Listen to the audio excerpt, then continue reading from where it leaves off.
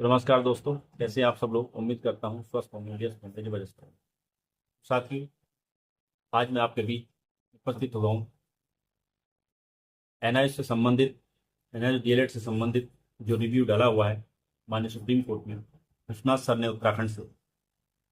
उस संदर्भ में बात करेंगे कि आखिर उसकी सुनवाई अब कब हो सकती है, कब होने जा रही है, उस पर चर्चा करेंगे। और साथ ही एक महत्वपूर्ण बिंदु पर बात करेंगे जो एनआईएस डीएलएड के शीर्ष नेतृत्व हैं, उनमें जो विरोधाभास की स्थिति बनी हुई है, लगातार आरोप प्रत्यारोप का जो एक दौर चल रहा है, उस पर बात करेंगे। तो वीडियो में लास्ट तक बने रहें साथियों। सर्वप्रथम आप सभी का स्वागत है आपके चैनल गेट सॉल्यूशन में। और उन सभी साथियों से निवेदन रहेगा जो चैनल पर पहली बार विजिट कर रहे हैं, चैनल को सब्सक्राइब कर लें, बेल आइकन को हिट कर लें, ताकि इस संबंध में आने वाले जो भी वीडियोज या अपडेट्स हों वो समय से आप तक पहुँचते हैं।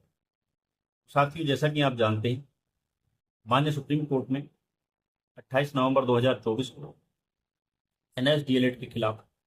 निर्णय आ जाता है। और उसके बाद लगातार जहां भी वैकेंसी, न्यू रिक्रूटमेंट निकला है, बेस्ट स्टूडेंट निकला है, उनमें जो एनआईएस डीएलएड वालों को नहीं लिया जाता। हाल ही हम बात करें तो बिहार में नहीं लिया गया, हरियाणा में नहीं लिया गया, उत्तराखंड में नहीं लिया जा रहा है जो भर्ती आई हुई है। उत्तर प्रदेश में जो भर्ती आ रही है उसमें भी लेने की संभावनाएं अभी ना के बराबर हैं, क्योंकि अभी जो वैलिड है वो 28 नवंबर 2024 का जो निर्णय है वो सब जगह प्रभावित कर रहा है, सारी वैकेंसियों को प्रभाव डाल रहा है। तो उसके चलते कहीं भी किसी भी भर्ती में एनआईएस वालों को नहीं लिया जा रहा है या नहीं लिया जाएगा। उसी संदर्भ में माननीय सर्वोच्च न्यायालय में उत्तराखंड से जो विश्वनाथ सर हैं उनके द्वारा रिव्यू डाला हुआ था, जिसकी सुनवाई 6 अगस्त को होनी थी। लेकिन जो कोर्ट में जिस माननीय जज के द्वारा ये सुनवाई होनी थी, गवई सर के द्वारा, वो किसी संवैधानिक पीठ में इंगेज होने की वजह से वो इस मामले की सुनवाई नहीं हो पाई और इसकी जो डेट आगे पोस्टपोन होने की बात हुई। और अभी हालांकि कोई इसमें ये केस अभी लिस्ट नहीं हुआ है, इसमें कोई डेट अभी नहीं दिख रहा है। अगर हम स्टेटस चेक करते हैं तो इसमें कोई भी डेट अभी नहीं दिख रहा है, लेकिन उम्मीद कर सकते हैं कि बहुत जल्द इसमें जो है सुनवाई होगी। मान के चलिए कि 15 अगस्त के बाद नेक्स्ट वीक ये जो है सुनवाई के लिए लिस्टेड होगा और इस पर एक व्यापक सुनवाई होने की पूरी पूरी संभावनाएं बंद हैं। तो ये तो रही भाई साथियों आपके रिव्यू के संबंध में जो हम बात कर रहे थे। लेकिन दूसरे बिंदु पर हम बात करें कि आप देख रहे हैं इस समय विश्वनाथ सर के द्वारा और जो पप्पू सर हैं बिहार से, उनके द्वारा आरोप प्रत्यारोप का एक क्रम, एक जो है आरोप प्रत्यारोप का जो एक दौर है वो लगभग 4-6 दिन से लगातार इस समय सोशल मीडिया पर आपको देखने को मिल रहा है। साथियों, एनआईएस डीएलएड के जो साथी हैं पूरे देश में लगभग 12-14 लाख जो साथी हैं एनआईएस डीएलएड से संबंधित, उन लोगों को समझना होगा कि किस लीडर के साथ हमें जाना चाहिए और क्या लीडर, कौन सा लीडर हमारे लिए ज़्यादा अच्छा कर सकता है, इसको समझना पड़ेगा। साथियों, इसके लिए मैं आपको ले जाना चाहूँगा जब पीछे थोड़ा, जब 28 नवंबर 2023 को माननीय सुप्रीम कोर्ट में जो निर्णय आया था उसको उत्तराखंड से ही नंदन सिंह बोहरा डिफेंड कर रहे थे। और उस समय भी इसी तरह का आरोप प्रत्यारोप का दौर चला था, जिसका परिणाम ये हुआ कि एनआईएस डीएलएड माननीय सुप्रीम कोर्ट में केस हार गया। साथियों, आपने देखा होगा जब अंतिम हियरिंग होने जा रही थी तो उससे पहले जो बिहार की टीम है उसने ये कहा था कि हम एक बड़े वकील के साथ इस केस में पैरवी करेंगे और एक बड़े वकील के साथ जो है हम केस में आएंगे। और इसी तरह से लगातार चीजें आती रही और आरोप लगते रहे नंदन सिंह बोहरा पर। तो नंदन सिंह बोहरा ने वहां पे अपने आप को कुछ दिन के लिए न्यूट्रल कर लिया था और उन्होंने कहा था कि कोई व्यक्ति अगर मुझसे अच्छा कर सकता है और वो चाहता है कि मैं करूं तो वो सामने आए और करे, कोई दिक्कत नहीं, हमें कोई ऐसी परेशानी नहीं। उन्होंने ये बात ऑफिशियली खुद आकर के लाइव बोली थी उस समय पे। तो उसके बाद लगातार चीज़ें सी चलती रहीं और एन मौके पर जब सुनवाई के डेट नज़दीक आ गई थी, तब वहाँ बिहार की टीम ने अपने हाथ खड़े कर दिए थे और ये कहा था कि इस सुनवाई को आगे टाल दिया जाए। पहली बात तो आप देख रहे थे कि सुनवाई की डेट लगातार उस समय तब भी ऐसी हो रहा था, एक संवैधानिक पीठ बैठी हुई थी जिसमें गवाही सर लगातार इंगेज रहते थे, जिस वजह से उस केस की सुनवाई जल्दी नहीं हो पा रही थी और बड़ी मुश्किल से एक डेट मिल रही थी सुनवाई के लिए, फाइनल सुनवाई के लिए। उसको भी ये चाहते थे कि वो डेट आगे खिसक जाए।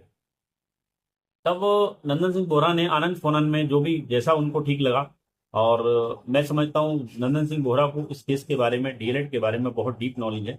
और उन्होंने मीनाक्षी अरोड़ा जी को हायर किया अपने बजट के हिसाब से, और वहाँ पर जो पैरवी की। ये अलग बात है कि उस समय वो हम केस नहीं जीत पाए और वहाँ पर एनआईएस डीएलएड जो है पूरी तरह से फ्रेश रिक्रूटमेंट से बाहर। आज भी हम वही स्थितियां देख रहे हैं कि आज भी आरोप प्रत्यारोप का जो दौर है वो चल रहा है। पप्पू कुमार करके एक एमए लगा हुआ है, यानी कि एनआईएस डीएलएड के वो एग्नेस्ट रिव्यू में एग्नेस्ट लगा हुआ है, जिसके वकील जिनके एडवोकेट जो हैं वो संतोष जी करके हैं। तो इस बार भी पप्पू जो बिहार की टीम है,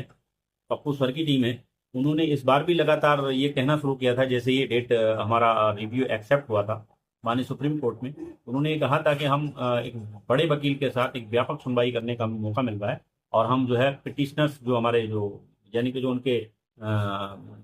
जो लोग शिक्षक हैं ऑलरेडी, उनसे अलावा दूसरे लोग जो उनको लेकर के हम एक एमए के द्वारा इस केस में इंटरवीन करेंगे और एक बड़े वकील के साथ एक व्यापक सुनवाई करेंगे, ऐसा उन्होंने भरोसा जताया था। और उसके बाद जैसे जैसे ये डेट थोड़ा नज़दीक आई, तब उन्होंने पलटी मार दी और उन्होंने फिर ये कहना शुरू कर दिया कि हमें जो है इस केस में एमए के लिए मना कर रखा है, विश्वनाथ सर ने हमें मना कर दिया है एमए के लिए। तो भाई ये बताइए विश्वनाथ सर कौन होते हैं आपको मना करने वाले? क्या वो एमए विश्वनाथ सर से पूछ के लगा है जो उस केस में दूसरा एमए लगा है पप्पू कुमार जी के द्वारा? तो ये आप निरर्थक आरोप लगा रहे हैं कि आपको मना कर दिया गया है। ऐसा नहीं है, आप चाहते ही नहीं है, आप चाहते ही नहीं है कि उत्तराखंड का कोई बंदा जो है इसमें आगे आए और उसको श्रेय मिले, तो आप सारा श्रेय लेना चाहते हैं। आप कह रहे हैं कि हम एक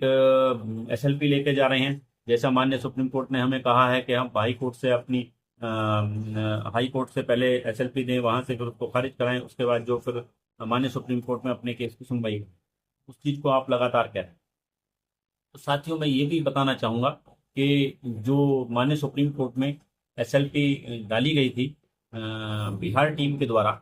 आपने देखा होगा कई महीने तक तो पटना के मैदान में, पटना का जो गांधी मैदान है उसमें लगातार मीटिंग्स का दौर चलता रहा, प्रदर्शन भी रहे और वहाँ पर जो है पिटिशनर्स बनाए गए और फंडिंग की गई और एक लंबा समय उसमें लगा, और उसके बाद वो एसएलपी माननीय सुप्रीम कोर्ट में दाखिल की गई। आपके लिए उदाहरण सामने था कि जो कौशिक सर के द्वारा बंगाल से एक एसएलपी फ्रेश लगी हुई थी,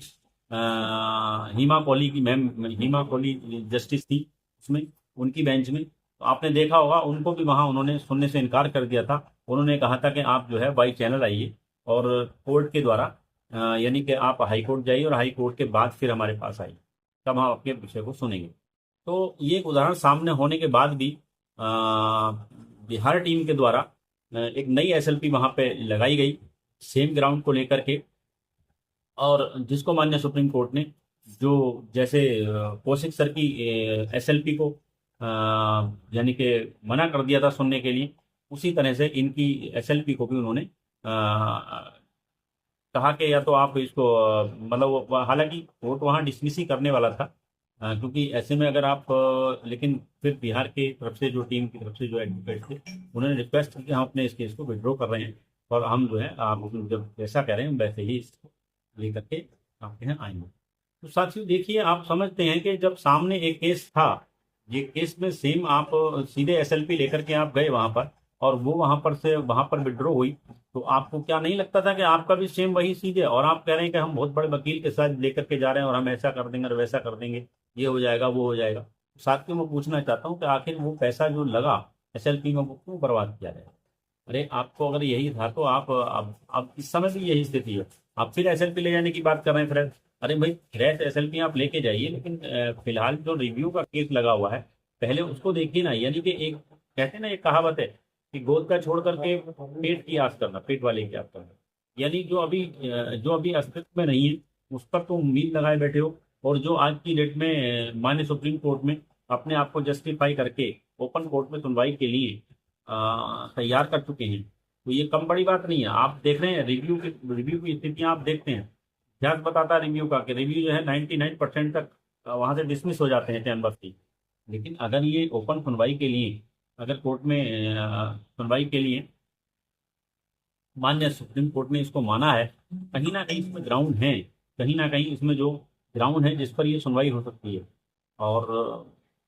तो उन सब चीज़ों को समझना पड़ेगा। और मैं तो अपनी तरफ से यही कहूँगा कि मैं भी उत्तराखंड में हूँ, और मैं नहीं चाहता कि उत्तराखंड के लोगों के बीच में कोई रोड़ा बने। और मैं चाहता हूँ पूरे देश के जो एनआईए साथी, उन सबसे आह्वान करना चाहता हूँ कि जो विश्वनाथ सर हैं उनके हाथों को मजबूत करो। और देखिए, रिव्यू बहुत महत्वपूर्ण मामला है, और अगर यहाँ से जीत मिल जाती है तो फिर पूरे देश में एनआईएस वैलिड होगा, क्योंकि उत्तराखंड के जो साथी हैं वो कभी किसी का बुरा नहीं चाहते, और वो लगातार चाहते हैं कि पूरा जो देश के एनआईएस डीएलएड के साथी हैं वो सुरक्षित हो जाएं, और फेस्ट ट्रेड में उनको पूरी तरह से पूरे सम्मान के साथ लिया जाए, और ये डिप्लोमा वैलिड हो। और उसी के लिए नंदन सिंह बोरा ने भी प्रयास किया था, वो आज भी लगातार प्रयास करते रहते हैं। विश्वनाथ सर ने बहुत अच्छा प्रयास किया है, और उनके प्रयास की हम सराहना करते हैं। और हम उम्मीद करते हैं कि इस वीडियो को जो भी लोग देख रहे हैं पूरे देश से सहयोग कीजिए, फंडिंग लगातार कीजिए। बहुत बड़ी बात है, आज तक किसी नेतृत्व ने ये नहीं कहा कि हमारे पास पर्याप्त फंड आ चुका है। विश्वनाथ सर ने खुद लाइव आकर के ये कहा कि हमारी जो हियरिंग होनी है उसके लिए हमारे पास पर्याप्त फंड है। लेकिन फंड आप आगे जो इमरजेंसी कोई भी पड़ती है, किस तरह का मामला पड़ता है, उसको लेकर के फंडिंग आप करते रहिए, ये जरूरी है। ये अलग बात है कि उन्होंने कह दिया कि हमारे पास पर्याप्त फंडिंग आ चुकी है, बहुत बड़ी बात है। कोई लीडर नहीं कहता कि हमारे पास पर्याप्त फंडिंग आ रही है, पूरी पारदर्शिता दिखाते हैं वो। लेकिन उनकी पारदर्शिता पर सवाल उठाना ये अपने आप में एक विषय है, क्योंकि वो समझते हैं अगर एनआईएस डीएलएड के मामले में व्यापक सुनवाई होती है रिव्यू में, और विश्वनाथ जी के द्वारा ये मामला निकल के जाता है और यहाँ से डिप्लोमा वैलिड होता है, तो हमारा जो षड्यंत्र है उसका भंडाफोड़ हो जाएगा। उन सब चीज़ों से बचने के लिए वो लगातार आरोप लगा रहे हैं, तो उन आरोपों पर ध्यान नहीं देना है, और लगातार फंडिंग करनी है, ताकि रिव्यू की सुनवाई एक अच्छे तरीके से, व्यापक तरीके से हो सके, एक बड़े और सीनियर वकील के साथ। साथियों, उम्मीद करता हूँ वीडियो अच्छी लगी हो, लाइक करना, शेयर करना, कमेंट करना। धन्यवाद साथियों, नमस्कार।